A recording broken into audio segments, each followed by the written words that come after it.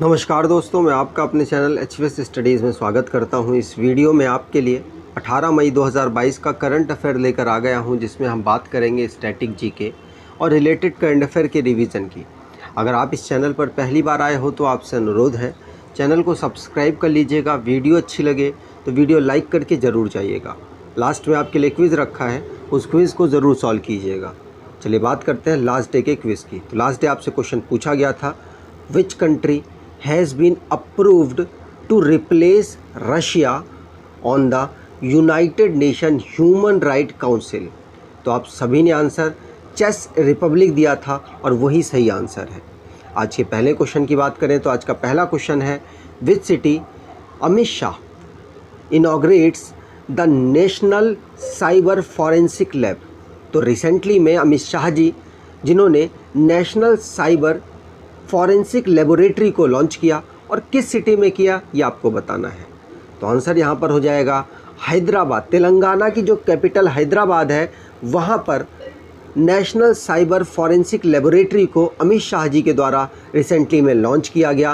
पूछा जा सकता है आपसे कि जो नेशनल साइबर फॉरेंसिक लेबोरेटरी है रिसेंटली में किस मिनिस्टर के द्वारा लॉन्च किया गया, तो अमित शाह हो जाएगा।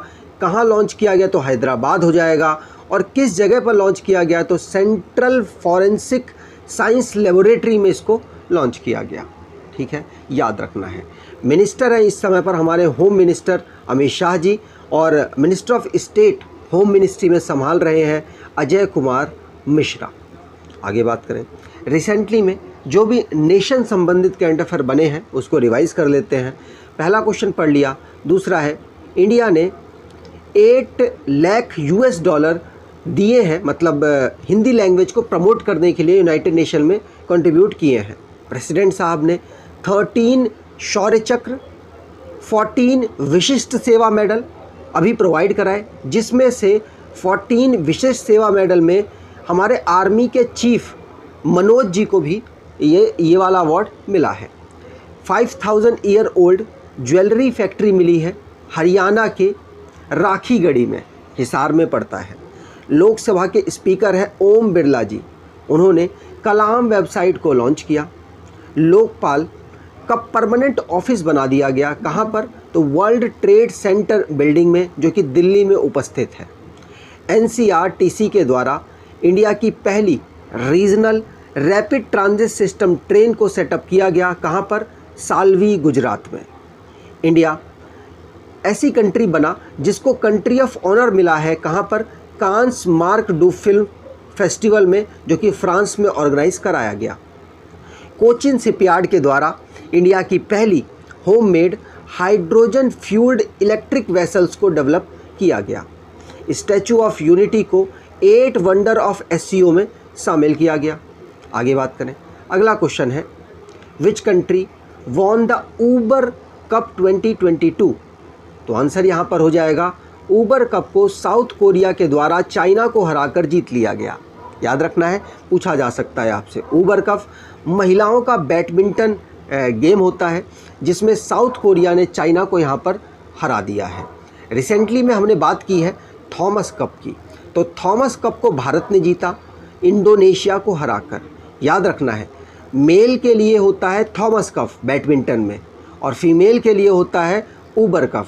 ऊबर कप को जीता है साउथ कोरिया ने चाइना को हराकर, थॉमस कप को जीता है भारत ने इंडोनेशिया को हराकर। 12th नंबर का IBA women's world boxing championship को इस्तांबुल में ऑर्गेनाइज कराया गया। अनुराग ठाकुर जी ने मस्कट, लोगो, जर्सी खेलो इंडिया यूथ गेम के लिए लॉन्च की। ये खेलो इंडिया यूथ गेम हरियाणा के पंचकुला में ऑर्गेनाइज कराया जाएगा। भारत के अविनाश सांबले जी, जो कि 30 साल के हैं, महाराष्ट्र से बिलोंग करते हैं, 5000 मीटर का इन्होंने अलग रिकॉर्ड बना दिया है। कार्लोस अल्कराज, जो कि मेंस सिंगल में मैड्रिड ओपन टाइटल 2022 को जीत गए हैं। मैक्स वर्स्टप्पन कारों की रेस करते हैं, नीदरलैंड से बिलोंग करते हैं, इनके द्वारा मियामी ग्रैंड प्रिक्स को जीता गया। याद रखना है, पूछा जा सकता है आपसे। आगे बात करें, अगला क्वेश्चन है, उससे पहले आपको बता दूं, अगर आप स्टैटिक जीके की ई बुक परचेज़ करना चाहते हैं तो आप इस ई बुक को परचेज़ कर सकते हैं। डिस्क्रिप्शन बॉक्स में लिंक है, वहाँ से आपको ये आसानी से मिल जाएगी। इसमें ऑलमोस्ट आपके सभी टॉपिक को कवर किया गया है। अगले क्वेश्चन की बात करें, अगला क्वेश्चन है which country government prohibited the wheat export with immediate effect. तो तुरंत ही ये जो रूल है वो लागू हो जाएगा। किस कंट्री ने व्हीट एक्सपोर्ट को अब प्रोहिबिट कर दिया है, मतलब बंद कर दिया है? तो आंसर यहाँ पर हो जाएगा भारत के द्वारा ये काम किया गया। मेरा इसमें पर्सनल व्यू है, क्योंकि बहुत सारा अभी कोरोना वायरस की वजह से आपको मैंने रिसेंटली पढ़ा है प्रधानमंत्री अंत्योदय योजना, एक रिसेंटली में खाने से संबंधित है, जिसमें 5 किलो अनाज हर पर्सन को प्रोवाइड कराया जाता है जिसके पास आधार कार्ड अवेलेबल है और राशन कार्ड है उसको भी। तो उन पर्सन्स को काफ़ी टाइम से वो दिया जा रहा है। व्हीट की कमी हो गई होगी गोदाम वगैरह में, तो भारत सरकार उसको फिलअप करना चाहती है फ्यूचर के लिए, क्योंकि यूक्रेन के साथ जो युद्ध हो रहा है, यूक्रेन ने भी कहीं ना कहीं काफ़ी ज़्यादा व्हीट एक जगह से दूसरी जगह, मतलब खेती वगैरह के जो सामान है वो एक जगह से दूसरी जगह काफ़ी पहुंचाया करता था। अब उसका रास्ता बंद हो गया है, इसीलिए भारत नहीं चाहता कि भारत के यहाँ पर कोई प्रॉब्लम आए, इसीलिए भारत की जो गवर्नमेंट है उसने व्हीट को स्टॉप कर दिया है एक्सपोर्ट करने में। याद रखना है, पूछा जा सकता है। अभी रिसेंटली में जो पहले हो चुके हैं, मतलब जो पहले डील हो चुकी है वो तो भेजा जाएगा, लेकिन अब नई डील कोई नहीं होगी। ठीक है, यहाँ पर बात की जाए जो इंटरनेशनली करंट अफेयर बना है उसकी, तो इंटरनेशनली में पहला क्वेश्चन हमने पढ़ लिया। दूसरा क्वेश्चन है शेख मोहम्मद बिन ज़याद अल नहयान जो कि प्रेसिडेंट बने हैं यूएई के। वियतनाम वर्ल्ड का longest glass bottom bridge open करने वाला बन गया, चाइना का रिकॉर्ड इन्होंने तोड़ा है। चेक रिपब्लिक जो कि रशिया को रिप्लेस करेगा United nation human right council में। मार्कोस जूनियर विंस के द्वारा प्रेसिडेंट का इलेक्शन जीत लिया गया फिलीपींस का। साउथ कोरिया जो कि पहली एशियन कंट्री बनी है जिसने नाटो के साइबर डिफेंस ग्रुप को ज्वाइन किया है। वाइट डायमंड है जिसका नाम द रॉक है, उसको 18.8 मिलियन डॉलर में बेच दिया गया। यून सुक येओल जिन्होंने ओथ ली है साउथ कोरिया के प्रेसिडेंट के पद पर।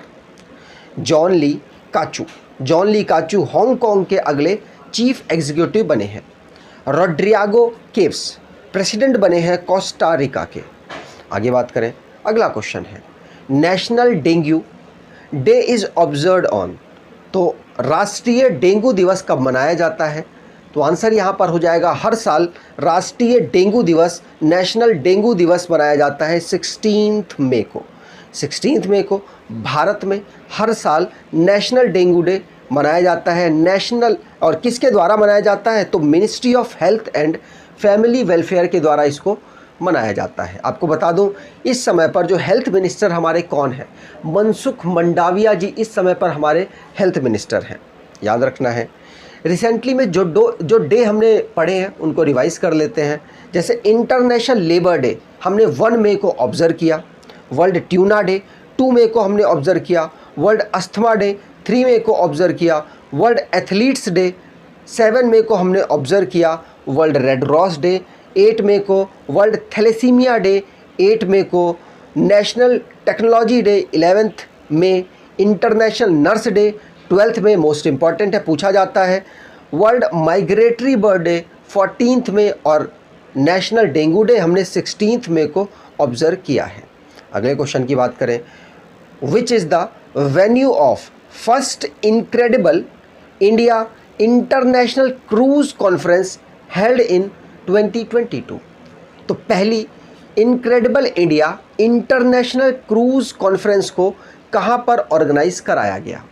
तो आंसर यहाँ पर हो जाएगा ये कराया गया है मुंबई में। याद रखना है, सी ऑप्शन यहाँ पर बिल्कुल सही होगा। तो हमारे यूनियन टूरिज्म मिनिस्टर हैं जो कि अपनी अलग अलग विरासतों को प्रमोट करने के लिए सारे कार्य कर रहे हैं, जिससे कि टूरिज्म सेक्टर हमारे भारत का काफ़ी डेवलप हो। और जब टूरिस्ट सेक्टर डेवलप होता है तो रोज़गार भी उत्पन्न होता है, इससे रोज़गार भी उत्पन्न हो। तो इस समय पर जी किशन रेड्डी साहब हैं, उनके द्वारा इंटरनेशनल क्रूज़ कॉन्फ्रेंस को इनक्रेडिबल इंडिया का पहली बार ऑर्गेनाइज कराया गया। कहाँ पर? मुंबई में। इसमें और भी मिनिस्ट्री पार्टिसिपेट कर रही हैं। कौन कौन सी? तो ministry of port, shipping and waterways की, जो कि इस समय पर सर्बानंद सोनोवाल जी संभाल रहे हैं, और साथ साथ फिक्की के द्वारा यहाँ पर पार्टिसिपेशन हुआ है। आगे बात करें, अगला क्वेश्चन है चिटगोंग पोर्ट। तो चिटगोंग पोर्ट है which was seen in the news is located in which country. तो चिटगोंग पोर्ट है वो किस कंट्री से बिलोंग करता है, और रिसेंटली मैं न्यूज़ पर रहा, क्यों रहा मैं अभी बताता हूँ।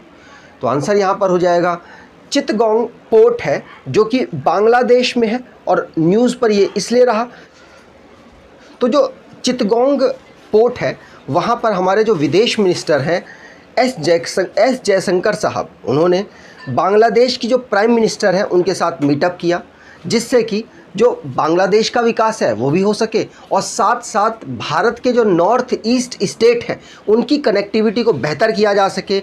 उनकी जो मतलब ये जो पोर्ट है उसका यूज़ करके भारत के जो दूसरे स्टेट्स हैं उनको जो सिलिकॉन वैली है, मतलब चिकन नेक जिसको कहते हैं, वहाँ से ना जाना पड़े, डायरेक्टली समुद्र का रास्ता लेकर पहुँचाया जा सके, उसके ऊपर यहाँ पर चर्चाएँ हुई हैं।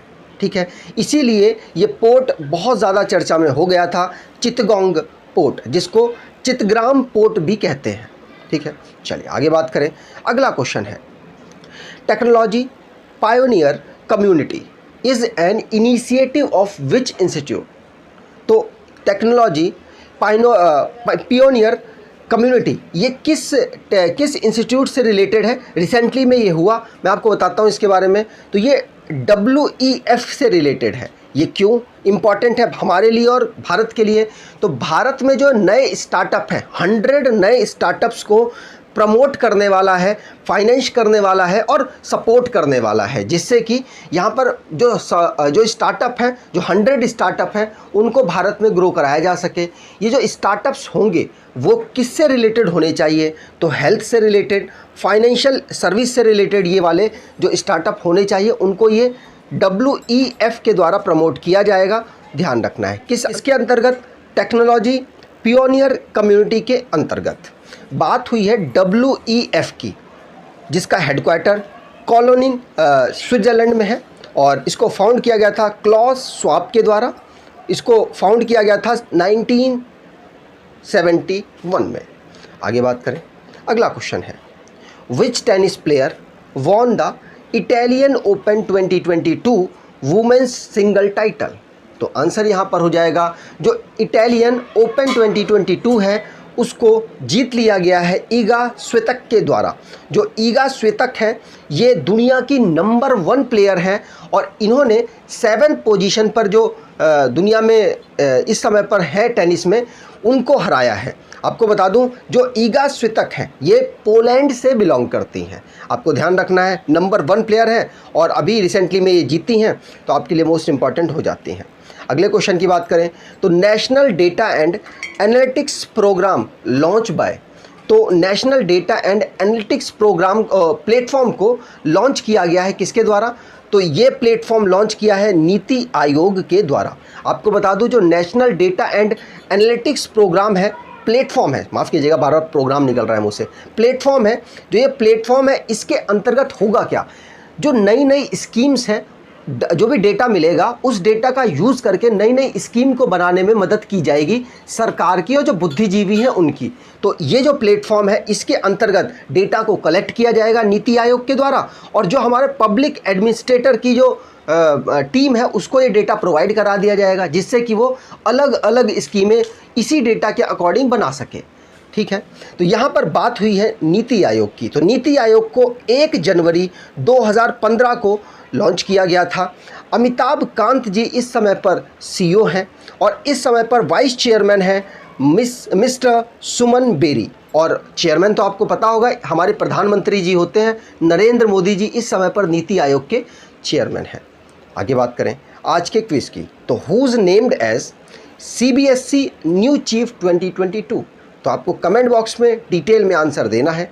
अगर आपको ये वीडियो अच्छी लगी है तो आपसे अनुरोध है वीडियो को लाइक कर दीजिएगा, चैनल को सब्सक्राइब कर लीजिएगा, और एटलीस्ट अपने कुछ दोस्तों तक वीडियो को शेयर ज़रूर कीजिएगा। धन्यवाद।